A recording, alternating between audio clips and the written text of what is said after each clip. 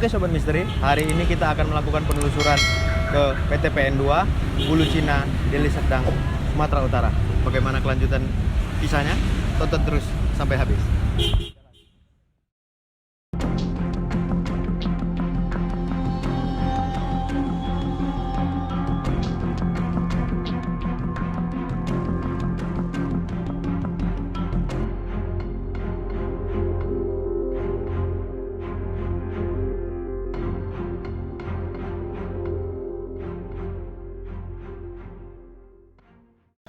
Oke Sobat Misteri, dimanapun kalian berada, kita sudah sampai di perkebunan PT PN2 ya, di Desa Bulu Cina yang terletak di Kabupaten Deli Serdang ya, Sumatera Utara.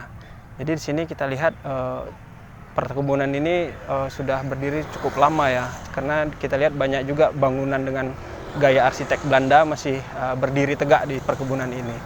Dan kita juga bisa lihat ada gudang ya, ada sumur bor juga. Dan nanti kita akan explore lah ya lebih detail lagi mengenai tempat ini. Oke, bagaimana kelanjutan videonya? Tonton terus video ini sampai habis. Terima kasih.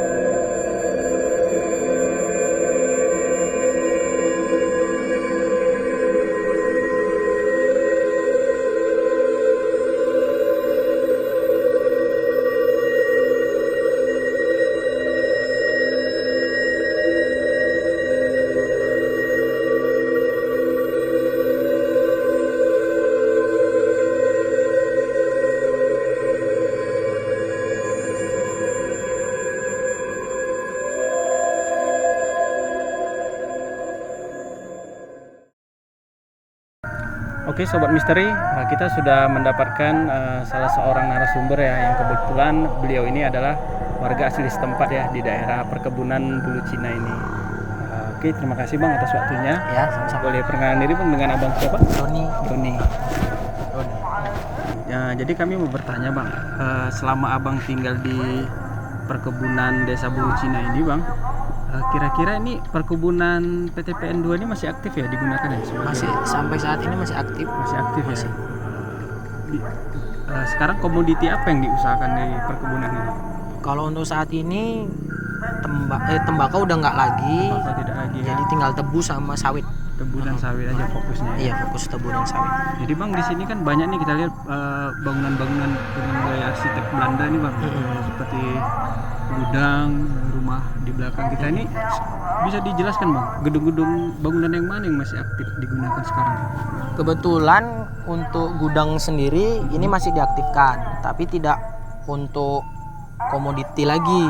Tinggal penyimpanan aja. Ini sisa-sisa dari bahan-bahan yang lalu tetap disimpan untuk contoh atau ada riset-riset orang datang kemari, karena di Bulu Cina termasuk tembakau paling bagus untuk di Sumatera Utara. Ya. Untuk Tanjung Morawa itu paling bagus Desa Bulu Cina, tembakau nomor 1. Jadi itu masih ada disimpan, mana tahu ada riset atau ada dari mana untuk melihat itu baik apa enggaknya. Kalau mutu dan kualitas. Kalau untuk bangunan sendiri, rumah staf di sini masih berfungsi ini. Ini salah satu rumah staf, contoh rumah staf. Di belakang ini? Di belakang ini salah satu contoh rumah staf yang udah tidak terpakai, tapi ada juga yang beberapa masih dipakai gitu. Dan ini memang dari zaman Belanda dan sampai sekarang masih ada gitu. Masih dijaga juga. Masih dijaga. Tapi ya memang karena udah temakan zaman, ya wajar kalau udah agak-agak hancur. Kira-kira nih Bang, tahun berapa dibangun nih? Kalau untuk ininya ya, gudang ya. Semuanya nih kira-kira? Semuanya tahun 1800-an lah. 1800-an ya. 1800-an. Tapi kan ada perehab-perehaban juga gitu. ada rehab ulang, penambahan pasti ada. Baru tadi nggak bilang yang masih aktif kayak apa, rumah staf ini. Rumah staf, gudang tembakau. Tembakau. Di sini juga ada peninggalan satu yang cukup terkenal, yaitu sumur bor. Itu air hangat langsung dari bumi. Air hangat, airnya hangat. Bumi, ya. Air panas bumi itu hangat. Di daerah sini Di juga. daerah sini itu bisa langsung minum. Itu di sana, di Bulucina ada juga itu. Jadi Bang, di tempat ini pernah nggak Bang terjadi makan korban gitu Bang? Menyebabkan meninggal dunia gitu. Kalau di daerah sini sih untuk beberapa tahun ini nggak ada ya, tapi kalau kita mundur ke belakang jauh nih, kira-kira 10 tahun 11 tahun yang lalu ada kejadian di sumur bor itu. Ini air hangat tadi. Kebetulan waktu itu sumur bor itu masih difungsikan untuk mencuci dan mengambil air gitu. Kebetulan sampai pagi juga ada yang nyuci, dari sampai malam sampai pagi pun ada yang nyuci gitu. Jadi kebetulan hari itu ada ibu-ibu yang kurang sehat gitu. Maksudnya terbelakangan mental. Dia mencuci di situ, kebetulan sendirian pula. Sendirian dan ditemukan tidak bernyawa lagi ketika paginya. Dan tidak ada yang tahu dia itu meninggal karena apa. Dan posisi dia itu meninggal di bak sampah yang tersedia gitu. Di dalam bak, di dalam bak sampah yang tersedia gitu. Berarti seperti dipindahkan ya gitu. Ya? Tadi abang bilang ada juga lah yang pernah memakan korban di sini, ada korban meninggal juga. Kan? Iya. Jadi kira-kira bang untuk di daerah sini pernah nggak masyarakat sekitar itu mengalami gangguan-gangguan mistis seperti makhluk halus gitu bang? Ada nggak? Kalau kebetulan di tempat kita berdiri ini juga, ini kalau malam orang agak segan lewat sini gitu. Karena ini kalau jalan tengah ini agak, kalau dibilang sih angker lah bahasanya. Karena ini diapit sama gudang dan rumah yang udah tidak terpakai lagi gitu. Ini jalan ini termasuk jalan yang angker gitu. Kalau untuk gudang sendiri memang udah terkenal dan beberapa YouTuber juga udah datang untuk explore dalam gitu, untuk pembuktian mitosnya. Kebetulan banyak juga yang mereka yang didapati gitu dari dalam gudang itu soal mistisnya gitu. Kalau untuk rumah ini sendiri juga dulu sempat terkenal mistisnya gitu. Karena ini hampir 20 tahun kosong. Jadi banyak juga dihuni sama makhluk yang kayak gitu. Kalau wujud penampakannya Bang di rumah ini Bang? Kalau di sini pocong banyak sih, pocong. Ini bukan saya sendiri yang cerita, kalau ditanya warga lain juga pasti ceritanya tentang pocong. Karena rumah ini juga dulu terkenal sama rumah pocong gitu. Waktu di gudang wujudnya tinggi besar hitam, berbulu. Itu saya pernah jumpai dan mengikuti saya sampai rumah. Posisinya Itu. jam berapa bang? Kebetulan kami di depan malam minggu jam 1 lah, pukul 1 kami di depan gudang, pintu gudang. Kami iseng-iseng, ya namanya anak muda, cari nomor, minta nomor sama makhluk gaib dengan bawa bunga, bawa menyan. Kami nyoba masuk dan bukan di dalamnya tapi cuma di pekarangannya aja gitu. Setelah kami tinggal selama 1 jam, kami kembali ngambil untuk nengok nomor yang dikasih. Kami datang, posisi dari sajen itu udah berserakan, ya nggak tahu tadi apain sama dia atau sama yang lain nggak tahu, tapi itu posisi udah berserakan. Dan kami lihat di depan kami ada sesuatu yang berdiri tinggi besar, matanya merah gitu, hitam warnanya. Dan saya lihat memang berbulu seperti King Kong atau gorila gitu, tinggi besar. Itu pengalaman saya pribadi. Kira-kira itu apa Bang kalau dikenal dengan masyarakat kita? Kalau di sini dibilangnya sih genderuwo. Kalau makhluk hitam genderuwo. Tadi kan abang bilang bahwasanya jalan ini kan orang segan lewatnya karena terkena angker. Itu kenapa kira-kira bisa dibilang angker?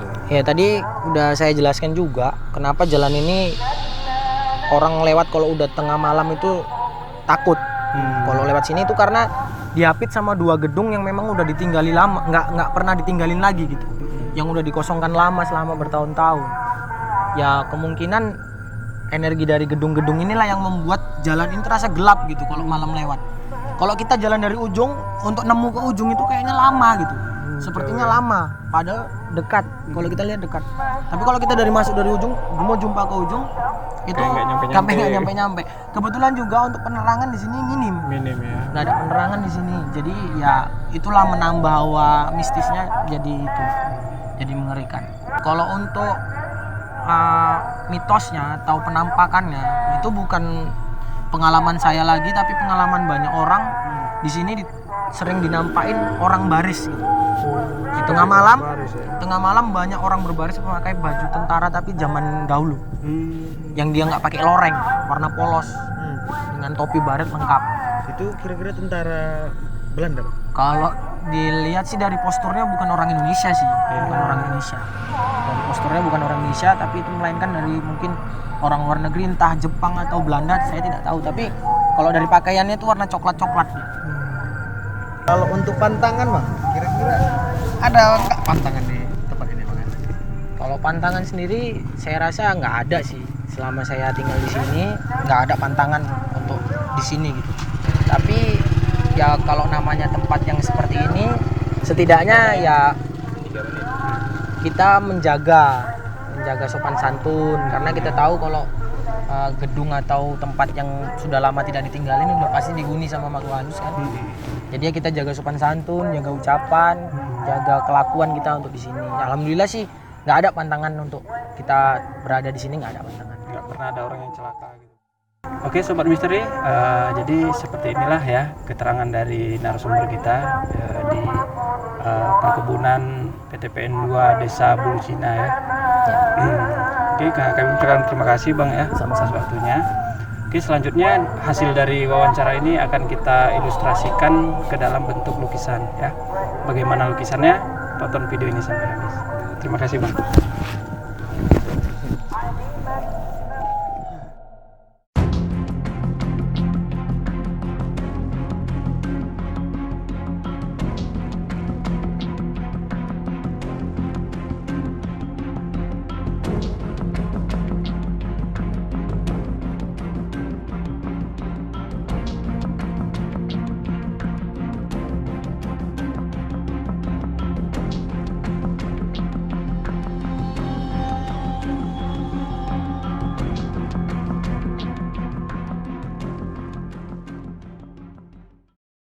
Oke, Sobat Misteri, jadi dari keterangan dari narasumber tadi, kita sudah mengilustrasikannya ke dalam bentuk lukisan ya. Jadi bisa dilihat di sini, boleh tolong Om Abeng, apa yang sudah kita lukis? Oke, dari banyak masyarakat di sini ya, yang melintas di jalan itu sebelah situ ya. Bahasanya mereka sering mendengar derap kaki ya, derap kaki. Seperti gerombolan manusia ya.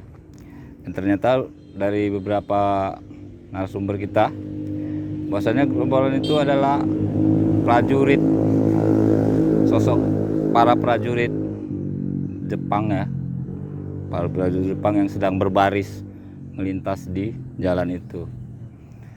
Oke Sobat Misteri, kira-kira begitu saja yang bisa saya ilustrasikan ini. Oke Sobat Misteri, selesai sudah hasil penelusuran kami di Bulucina. Dukung terus channel ini dengan tekan subscribe, like, comment, and share video kami sebanyak-banyaknya. Sampai jumpa di video berikutnya.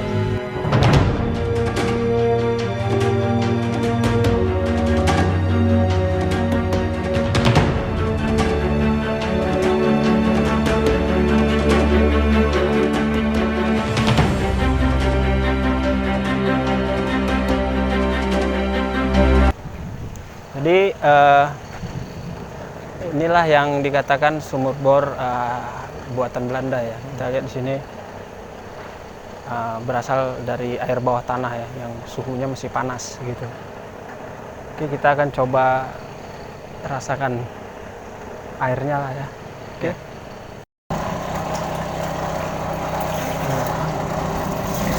Hangat ya. Ternyata airnya memang hangat ya.